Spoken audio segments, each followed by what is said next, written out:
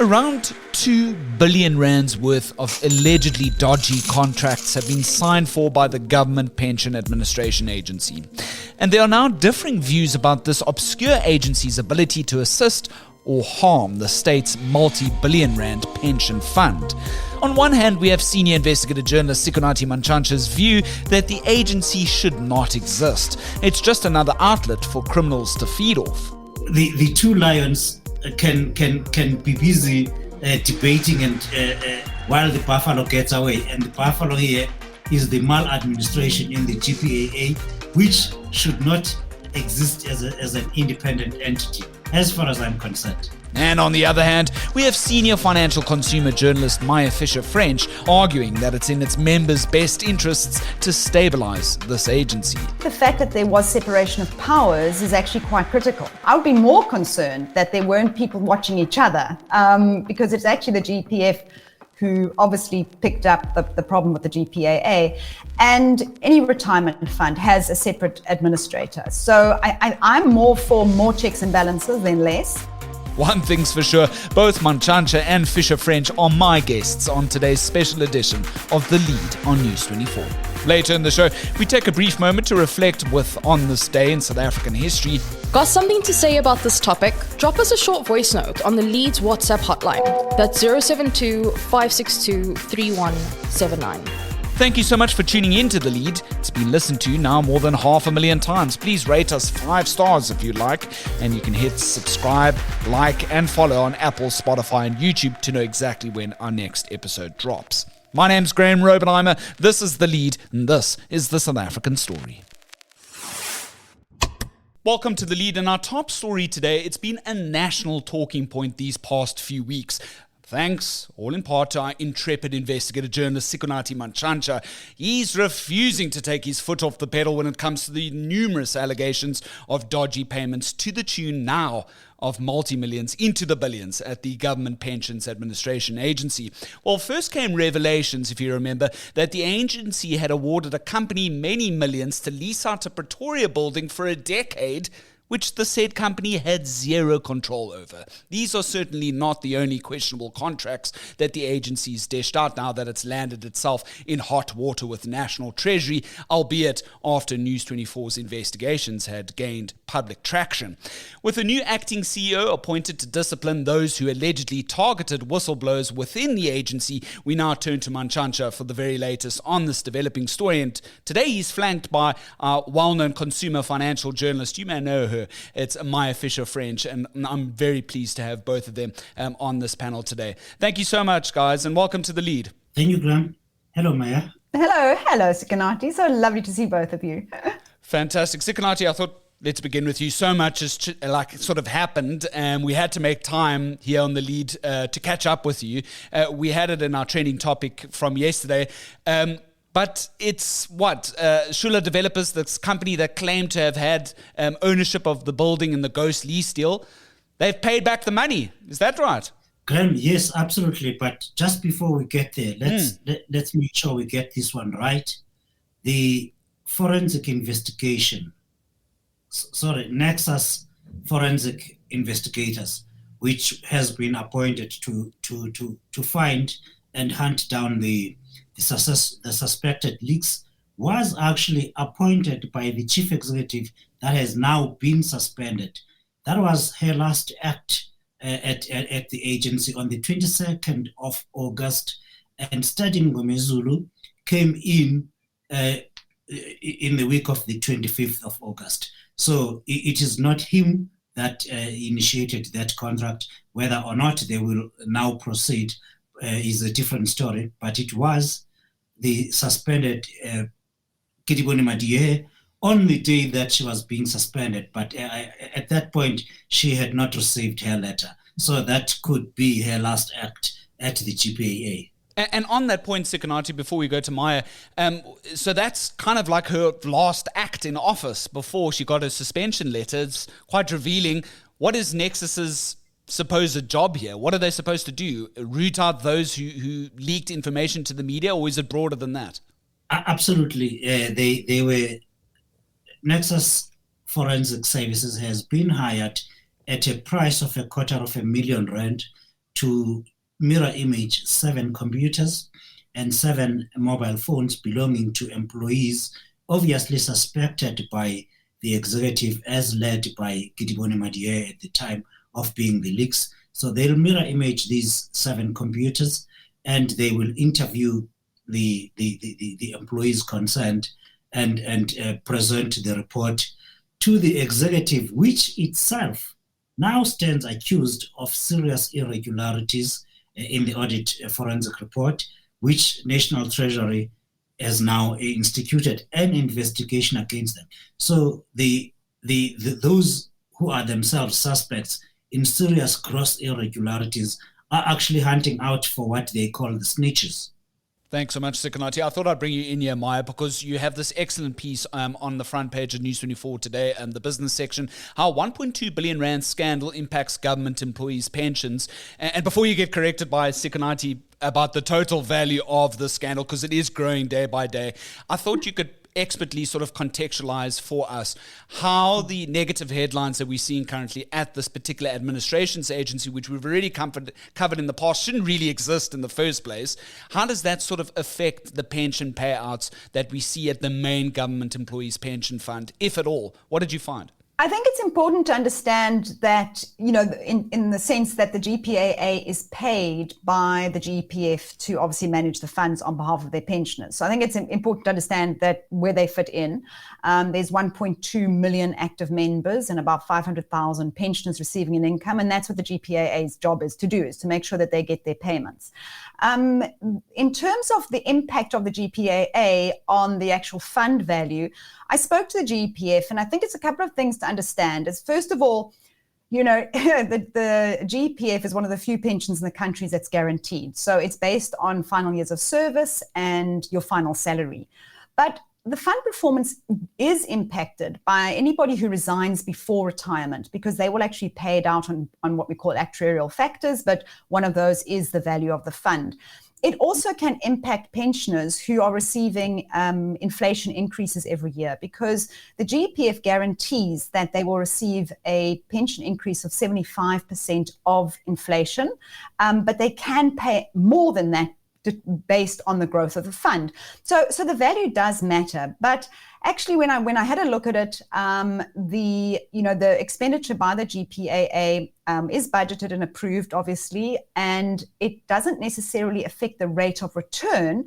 But what it does affect is the amount of money available to invest. And I think that's why it's really important. Are GPF members getting value for money from the GPAA? And I think that is probably the big question for me. And is that related to, Maya, if I may ask, how much budget, obviously, as you alluded to in the beginning of your answer, the GPAA thus gets? So if it overspends its budget, then it doesn't have as much liquidity then to ensure that the value of the pension payouts is secured for future payouts. Do I have that correctly? Well, absolutely. If you are, any money that gets invested for the members, first of all, it's deducted and admin fees are deducted. So the bigger the admin fee or the costs of running it, the less that is invested, which can grow. So obviously the costs of running that are very, very important. Although I do probably have to say, in defense of the GPAA and GPF, they're actually not that expensive. When I ran the numbers, if you look at, I think the latest numbers, they're not official yet. It's going to be about 1.4 billion was paid to GPAA. It works out at about 865 Rand per member per annum. Let me tell you, much cheaper than the private sector. So I think that's probably important to mention. But of course, we do have service, a different level of service between the GPAA and the private sector. Too loud. If you said that out too loud, they might just think you mean they haven't stolen enough. So be careful.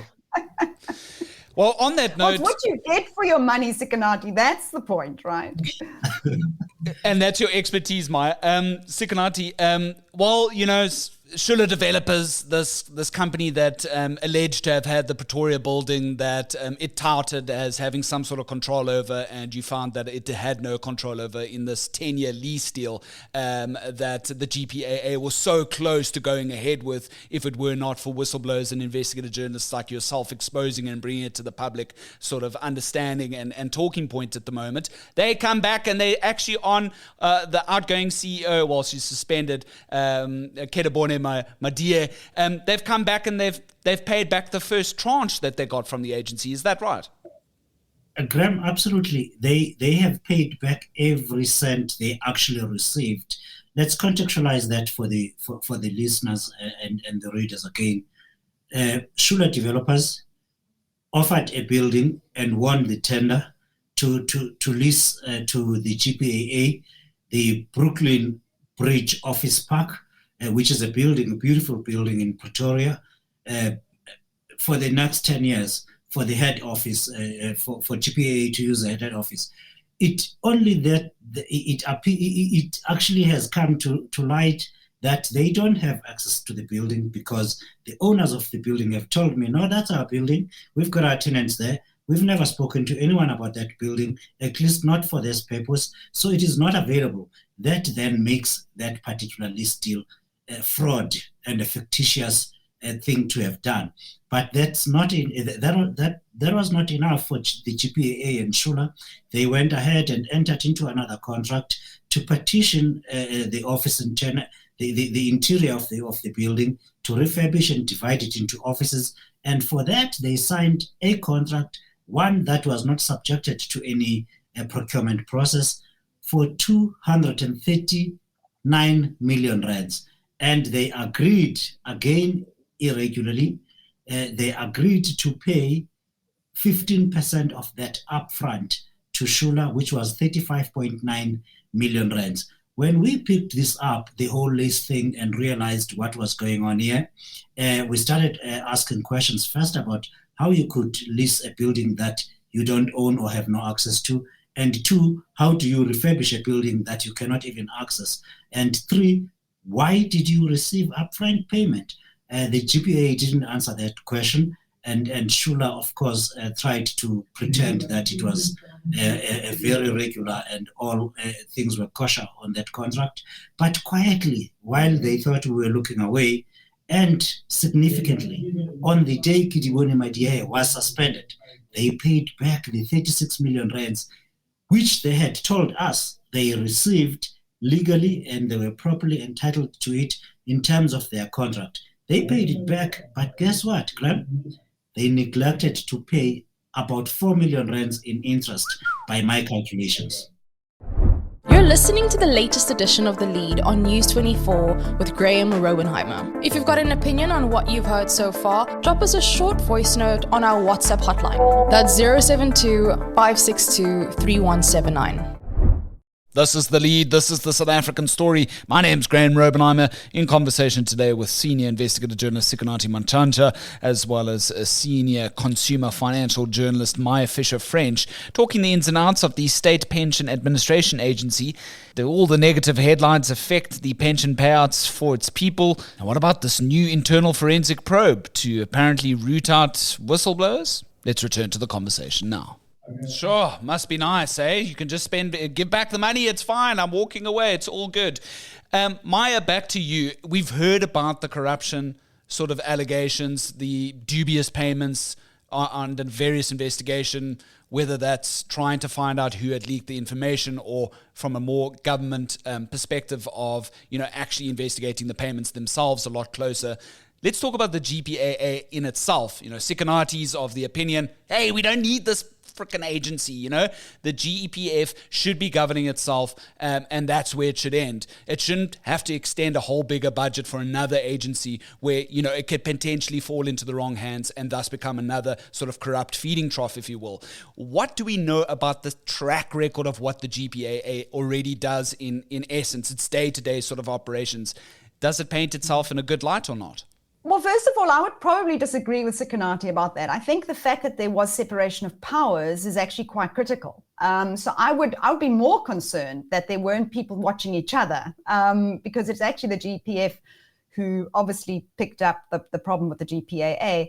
And any retirement fund has a separate administrator. So I'm more for more checks and balances than less. Fair. Whether or not the GPAA is doing the right job, that's another question. I think all you have to do, first of all, okay, as a consumer financial journalist, I sometimes tell people that I am the GPF's call center, because the amount of complaints I get from GPF members who cannot access, information about their funds, who are not getting paid out.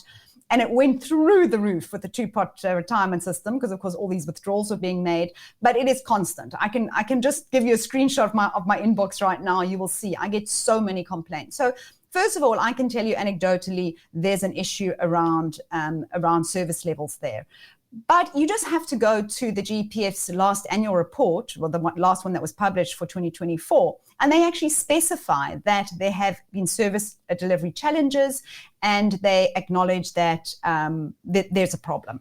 And it even showed that the GPAA had performance had fallen below the agreed service level standards. And in particular, it failed. It was bright, it was in red, right? Member administration, fund financial management, and good governance and compliance. So yes, that even the GPF itself in its annual report identified the GPAA as having issues with performance. And then in March 2024 as well, we had the hacking of the system, which compromised a whole lot of data of members. Now, I'm not going to pick on GPAA only here. It's been happening to a lot of corporates as well, but obviously, again, highlights some of the really big issues with the GPAA. And I would say that's probably, for me, the biggest issue here is, yes, maybe they got 1.4 billion to administer the fund. Maybe it's only 865 Rand per member, but are they doing their jobs? I'm sure members wouldn't mind even if they were paying more in admin if they actually got the money when they needed it and when they asked for it. Very quick one, Maya, while you're on that note, sorry, Sikonathi, we'll come to you now. Just to contextualize for the listener, how big is the fund in general and how many members? Do you have that offhand? Yeah, so the fund, the last valuation we had, it's about 2.4 trillion. So it's a lot of money, by far the largest pension fund in the country. It has 1.2 million active members and about 500,000 pensioners who are receiving an income. And I think it is important, and I have made this point before, that obviously you're going to see a lot of complaints from the fund that's the largest, right? Percentage-wise, just simply the numbers are staggering when it comes to the GEPF relative to any other pension fund. But I think the problems are still very, very significant. Sikonathi, your response to Maya's view of it? Graeme, I was going to say it's very nice that Maya is actually disagreeing on the need for a separate GPAA to administer the GEPF's fund. Actually, she then went right ahead and defeated that whole argument. But guess what? The two lions can be busy debating and taking points here, while the buffalo gets away. And the buffalo here is the maladministration in the GPAA, which should not exist as an independent entity, as far as I'm concerned. Okay, and then we've seen it from Maya's point of view and from your point of view, of course, the dubious payments and giving it such a huge budget. In total, other than the ghost lease deal, we've spoken about ICT contracts on the lead in the past. How many deals are we talking about in total? And what's the total value of, in your mind, this is now big red flags over the total value of contracts that thus need to be investigated and looked a lot closely by National Treasury, Sikonathi? Graeme, so far on News 24, since the 2nd of August, we have published questionable deals riddled with serious allegations of irregularities to the tune of 2 billion rands. That's because you take that 1 billion rands lease, which is fake, and there will be no moving in there. You take the 239 million rands that came with it. You take the 26 million rands to another company, the architects. You take now a 500 million rands biometrics contract. You then are now with the 46 million rands that was paid on that biometrics contract. So far, we have 2 billion rands of questionable and dubious transactions that have been entered into. And let's remind the viewers, as Maya has just done now, their budgeted, approved budget is 1.47 billion rand per annum, and they have spent 1.56 billion rand, which is 100 million rands more than approved. But they have now already exposed 2 billion rands in irregular transactions over the next 10 years. And that is a very big concern. Think about the figures that Maya has generously given us now.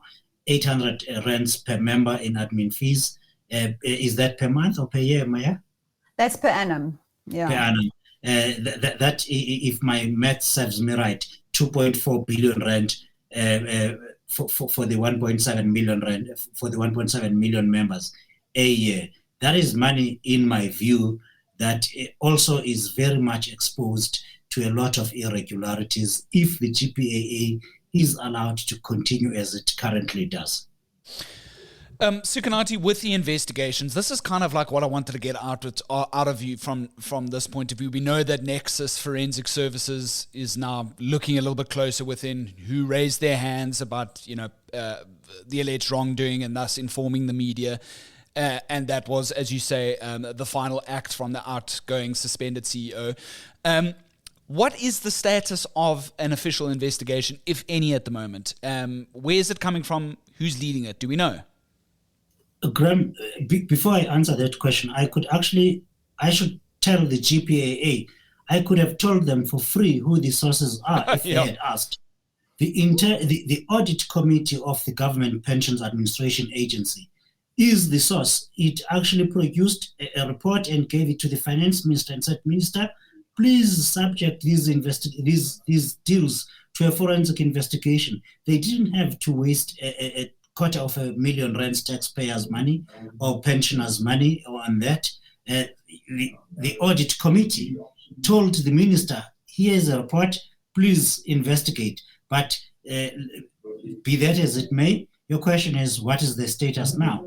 The GPAA said when I confronted them yesterday about this investigation, are you really hunting the whistleblowers who are actually save your organization and make sure that the assets of the pensioners are protected? They said, look, we are involved in a process that will eventually put a stop to this investigation. Those are their own words. We are currently involved in a process that will eventually put a stop to these investigations. That's the GPAA. In other words, I read, this is my reading of it, that statement says we will cancel this investigation that Kidigone Madiehe instituted on the last day or the few hours before she was suspended on the 22nd. Sure. And I mean, we don't need to sit here and talk about the safety of whistleblowers in this country. It's paramount that the people who had exposed very critical information that needs to be investigated and looked at a lot closer need all the protection that they can get. Maya, what would you say to somebody who's listening to the lead right now, News 24, and going, I'm getting payouts from the state pension fund. What do I take away from all of this at this stage? We obviously, in your view, need a GPAA that is essentially stable, running efficiently, and doing its job. Well, first of all, just one question I want to actually ask is, if Sikonathi had not run these articles, would anything have happened? And I think that concerns me because I think that the timelines show that nothing actually was happening until it became newsworthy. And I think that would be my big concern, is that's why, of course, the media still exists and why thank you to all of those who have paid their subscriptions for News 24. So really well done. But I think this obviously raises huge concerns for members who are sitting there really relying on this money, especially if they are retirees and need to be paid out, or they're coming up to retirement.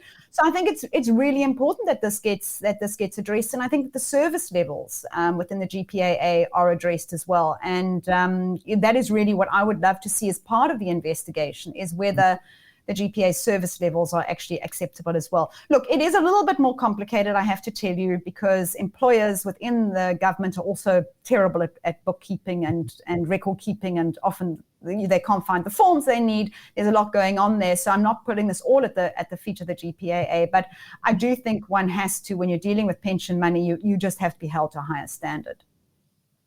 Your view on that, Sikonathi, and just to end off, what can we expect next in your series of investigations into this affair? I can only say at this point, there's watch this space. There's more coming. Definitely, the GPAA's management has not done itself too many favors pursuing this line of business and the irregularities. I do have a lot of documentation that I am still sifting through, and there may or may not be a few more stories ahead. I am not at this point able to tell you exactly what's coming. Yeah, and you're doing a lot of interviews, eh? Left, right, and center. You're cheating on the lead.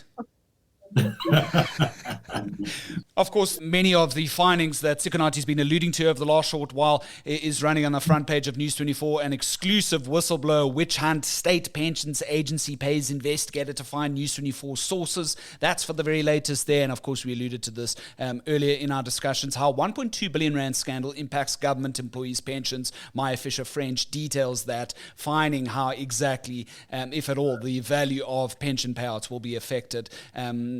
We need the GPAA to be stable. Sikonathi says a little bit otherwise.